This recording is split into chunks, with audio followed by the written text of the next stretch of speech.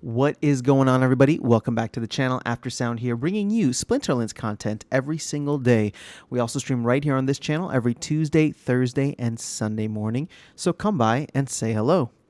All right, I had a great question that was asked on the live stream this morning. And instead of posting a live stream replay, I thought that I would just talk about it here separately on a video so I can go into a little bit more detail. And the question essentially was, how much, if you're a new player, how much would you need to invest in order to get or make $100 a month in terms of ROI? And I was looking at where I was at in terms of what I had made so far with this new Rank Rewards update. And so going to splintershare.info, great website here, just want to give them a shout out. You can go and actually see what you've earned for an entire month. Now, luckily, with the beginning of June, the entire month, we got 2 seasons worth of the new Rank Reward system, in which I was playing mostly in Diamond, but earning champion level chests. Now, that was due to the fact that Darkest Night was delegating some cards to me. So and I'm going to get into it in a moment, I was playing with mostly really just Chaos Legion. And what I was able to come up with was about $85 worth of value. Now, here's the thing. I got this, and I don't think I played any tournaments in that time, but $85 worth of value without tournaments. And for me, in the second season, not playing as much as I had played previously in the first season, so kind of tailing off a little bit, I kind of came to the conclusion that making $100 worth of value with this kind of effort, and there needs to be a significant amount of effort still, is actually possible. Now, you're going to need to get some of those bigger chests. You can see that I got 75,000 DEC, so obviously that wasn't all at one point, but the total in terms of racking up these champion level chests is attainable in my opinion. Now, I answered the question, and again, this is all just very, very basic, but I think it helps if you are trying to see what kind of ROI you are getting at the lower leagues as well.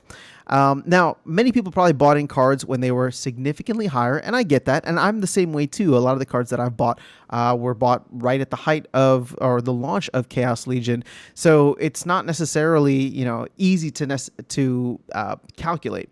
But in going here, I'm on splintercards.com right now, and there's an awesome tool for set value.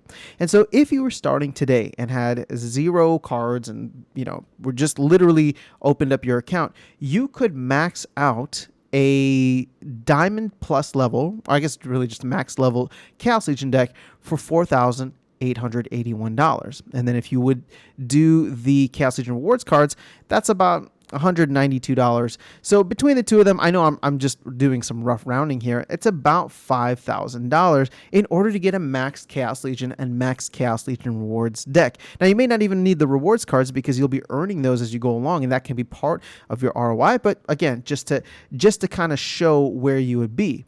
Now, if you were earning, and let me go ahead and just open this up here for, that's a little big. All right, there we go.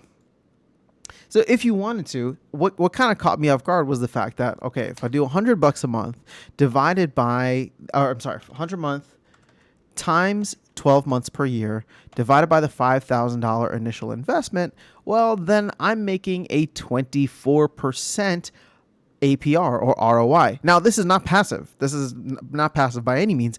This is for playing the game and playing a significant amount, as well as probably putting in some tournaments where you can make good bank on tournaments as long as you can perform well. And if you get into the ones that are higher level and are, higher level, and maybe they don't have as many people to fill everything out, then you're almost guaranteed to at least get your money back. So it's low risk or even no risk at some point.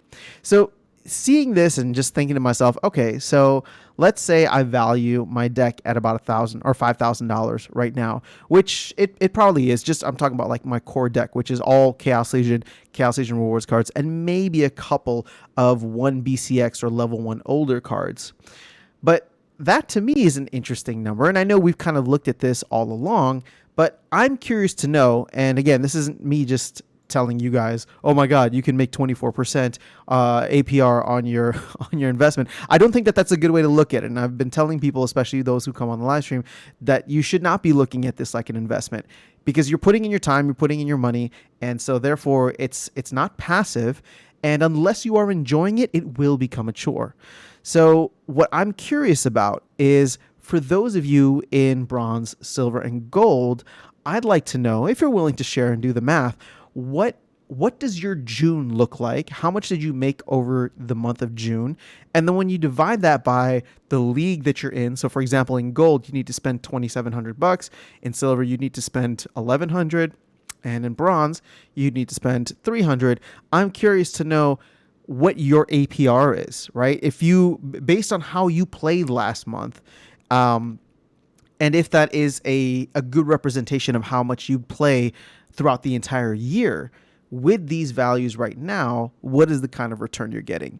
So for me, like I said, it was interesting to see, and I don't even have a Diamond Plus level deck, so I'm more in the gold camp right now, although I am working very hard to try and get everything maxed out. I'm still working on maxed out for gold, but this is probably where I'll be sitting at. So this month, in July, I will be checking to see how much I can earn in gold, even though I'm still going to be fighting for champion chests, and I plan to continue doing that every season. So at one point in every season, or one day, I am going to try to make a champion run, and I showed everybody how to do it with just spamming kitty. So if I get lucky, or not lucky, but if I plan it accordingly and get a dragon focus, for example, then I will rent a max level kitty and try to go from a 3,000 rating to 3,700 and literally just spam kitty the entire way. I will see if I can do that again this season. Again, it was a one-time thing, but I just don't feel like there are cards that can really compete with it at this level. And once we get to modern format, there will even be less cards that will be able to kind of balance it out or counter kitty. So that's kind of my strategy moving forward. I wanted to share this with you guys, and again, just turn this into more of a dialogue and a conversation to see what your quote-unquote APRs are, and how you feel about them, and if you think that it is worth your time for a game that you're playing. Because keep in mind, if you're playing another game, you're probably not getting money. But you're not getting paid value for playing the game. I mean, unless it's another crypto game. But you know, we're comparing Web 2 to Web 3 here. But again, I don't like saying, and I don't like looking at it as an investment, even though we're using investment terminology and metrics. But it's just an interesting thing to take a look at and consider how my time is being spent and the return or the value that I'm getting for putting my time into something, if that makes sense. So that's all I have for you in this video. Just something fun to share, or hopefully you guys find it fun. That is all I have. Have an amazing rest of your day. I will catch you all in the next one, and I will see you around the game. Take care.